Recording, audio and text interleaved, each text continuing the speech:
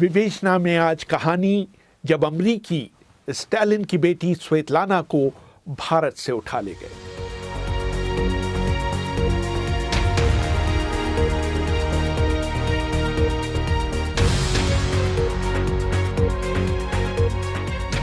अभिवादन स्वीकार करिए रेहान फजल का।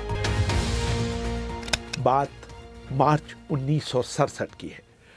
भारत में अमरीकी राजदूत चेस्टर बोल्स के असिस्टेंट रिचर्ड सेलेस्ट ने अपने घर कुछ लोगों को भोज पर बुला रखा था। अभी मेहमान आना शुरू ही हुए थे कि उनके फोन की घंटी बजी। दूसरे छोर पर दिल्ली में CIA के स्टेशन चीफ डेव ब्ली थे। उन्होंने कहा कि सेलेस्ट तुरंत दूतावास पहुंचे। सेलेस्ट ने कहा कि उनके यहाँ पार्टी चल रही है और वो मेहमानों को छोड़कर नहीं आ सकते। लेकिन CIA के स्टेशन चीफ पर इसका कोई असर नहीं हुआ। उन्होंने कड़े शब्दों में कहा, डिक, कुछ भी हो तुरंत दूतावास पहुंचो। सेलेस्ट का घर दूतावास से थोड़ी ही दूर पर था, इसलिए वो कार से न जाकर पैदल ही वहां पहुंचे। जब उन्होंने मुख्य द्वार की घंटी बजाई तो एक गार्ड ने दरवाजा खोला। उसने सेलेस्ट से धीमी आवाज में कहा, थोड़ी देर पहले एक महिला यहां पहुंची है, उसका नाम स्वेतलाना है। वो अपने आप को स्टालिन की बेटी बता रही है। ब्ली से मिलते ही सेलेस्ट का पहला सवाल था, क्या वो वास्तव में स्टालिन की बेटी है? ब्ली का जवाब था, हो सकता है वो स्टालिन की बेटी हो, लेकिन हम नहीं जानते। ये भी हो सकता है कि ये हमें शर्मसार करने की एक सोवियत चाल हो। बाद में भारत में अमरीकी राजदूत बने रिचर्ड सेलेस्ट हाल ही में प्रकाशित अपनी किताब life in American politics and diplomatic years in India में लिखते हैं। उसकी कहानी पर विश्वास करना मुश्किल था। न सिर्फ वो महिला कह रही थी कि वो स्टालिन की बेटी है, बल्कि उसका ये भी दावा था कि वो एक भारतीय व्यक्ति ब्रजेश सिंह की पत्नी है, जो मॉस्को में विदेशी भाषा प्रेस में काम करते थे। ब्रजेश सिंह दिनेश सिंह के चाचा थे, जो उस समय विदेश राज्य मंत्री के पद पर काम कर रहे थे और प्रधानमंत्री इंदिरा गांधी के बहुत नजदीक माने जाते थे।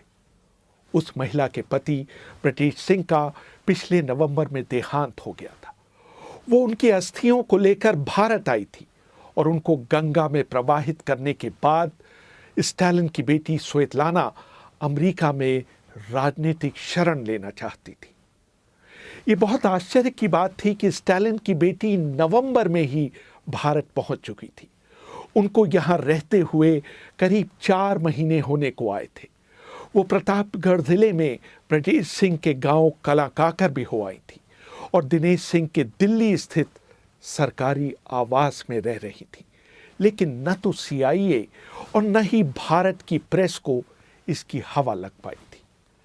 उनकी कहानी ये थी कि रूस के नेता ब्रेजनेव चाहते थे कि वो जल्द से जल्द मॉस्को लौटे। इसलिए सोवियत राजदूत निकोलाई बेनेडिक्टोव जोर दे रहे थे कि उनका अब भारत में रहना ठीक नहीं है। इस घटनाक्रम का सिलसिलेवार ब्यौरा स्वेतलाना अलीलुएवा ने अपनी आत्मकथा ओनली 1 ईयर में भी कहा है। स्वेतलाना लिखती है, मैं टैक्सी वाले को फोन कर दूतावास के गेट पर आ गई। 5 मिनटों में ही एक सिख ड्राइवर अपनी टूटी फूटी कार लेकर वहां पहुंच गया। उसने मेरे लिए टैक्सी का दरवाजा खोला। मैंने कहा 1 मिनट, और मैं अंदर अपना सूटकेस और कोट लेने भागी। लौटकर मैंने ड्राइवर से पूछा, क्या तुम अमरीकी एम्बेसी का रास्ता जानते हो? उसने जवाब दिया, एम्बेसी बिल्कुल बगल में है। हम रूसी दूतावास के पिछवाड़े गए और 1 मिनट में ही उसने मुझे अमरीकी दूतावास के रोशनी से नहाए गेट तक पहुंचा दिया। मैंने सिख ड्राइवर को कुछ रुपए दिए। जब मैं अंदर पहुंची तो एक छोटी मेज के सामने एक युवा, लंबा, नीली आंखों वाला अमरीकी सैनिक खड़ा था। पहले तो उसने मुझसे कहा कि इस समय यहाँ कोई मौजूद नहीं है, लेकिन जब उसने मेरे हाथ में लाल रंग का सोवियत पासपोर्ट देखा तो उसकी समझ में आ गया कि उसे अपने उच्चाधिकारियों को बुलाना चाहिए। उस समय भारत में अमेरिकी राजदूत चेस्टर बोल्स ब्रोंकाइटिस से पीड़ित थे और अपने घर पर आराम कर रहे थे।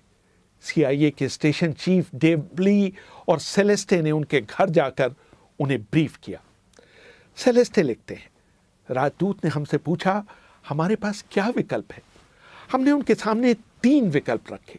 नंबर 1, कूटनीतिक कायदा ये कहता है कि हम भारत सरकार को सूचित करें कि हमारे यहाँ एक सोवियत नागरिक ने, जो अपने आप को स्टालिन की बेटी बताती है, राजनीतिक शरण का अनुरोध किया है।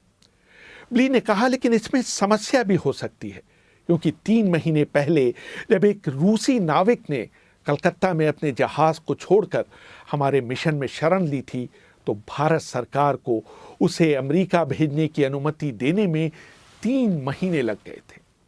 उस नाविक का कोई राजनीतिक महत्व नहीं था, लेकिन जब भारत सरकार को पता चलेगा कि शरण मांगने वाला और कोई नहीं स्टालिन की बेटी है, तो क्या होगा इसका अंदाजा हम नहीं लगा सकते।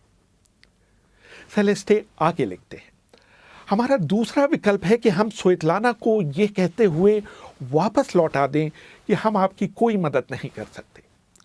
ब्ली ने तीसरा विकल्प ये बताया कि हम स्वेतलाना को अमेरिका जाने का वीज़ा तो दें, लेकिन उनके लिए सिर्फ आधे रास्ते का टिकट खरीदें। रात 1 बजे क्वांटास एयरलाइंस की फ्लाइट रोम जाने वाली है। हम उन्हें उससे रोम पहुंचाकर वहां के सेफ हाउस में तब तक रखें जब तक हम इस मसले को सुलझा नहीं लेते। राजदूत बोल्स ने तीनों विकल्पों पर विचार करने के बाद कहा कि अगर हम इसमें भारत सरकार को शामिल करते हैं तो भारत, रूस और अमेरिका के बीच रस्साकशी शुरू हो जाएगी। ऐसा करिए, आप उन्हें वीज़ा दे दीजिए और उनको बता दीजिए कि हम आपको हवाई अड्डे तक तो पहुंचा सकते हैं, लेकिन आपको अपने बल पर हवाई जहाज़ में सवार होना होगा। सेलेस्टे आगे लिखते हैं, बोल्स ने हमें निर्देश दिए कि वॉशिंगटन को गुप्त तार भेज बता दिया जाए कि हमने क्या निर्णय लिया है। करीब 8:30 बजे हम दूतावास लौटे और हमने वॉशिंगटन को संदेश भेजा, for your eyes only. America के विदेश मंत्री डीन रस्क। करीब 7:10 पर एक महिला हमारे दूतावास पहुंची है। वो स्टालिन की बेटी होने का दावा कर रही है। हम उन्हें अमेरिकी वीज़ा दे रहे हैं और क्वांटास की फ्लाइट पर रोम तक भी भेज रहे हैं। इस मामले में आपकी सलाह क्या है? आधे घंटे बाद हमारे पास संदेश आया, आपका संदेश हमें मिल गया है, जल्दी ही हम आपको अपना फैसला बताएंगे। लेकिन इसके बाद विदेश मंत्री ने चुप्पी साध ली। जब इंतजार करने के बाद भी डीन रस्क की तरफ से कोई संदेश नहीं आया, तो आधी रात के समय दिल्ली में CIA के स्टेशन चीफ डेव ब्ली स्वेतलाना को अपनी कार में बैठाकर पालम हवाई अड्डे ले गए। अमरीकियों ने एक रूसी बोलने वाले CIA एजेंट को स्वेतलाना से पहले ही जहाज में चढ़ा दिया।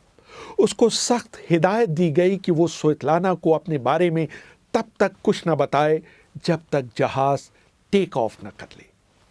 क्वांटास के विमान ने 45 मिनट देरी से टेक ऑफ किया।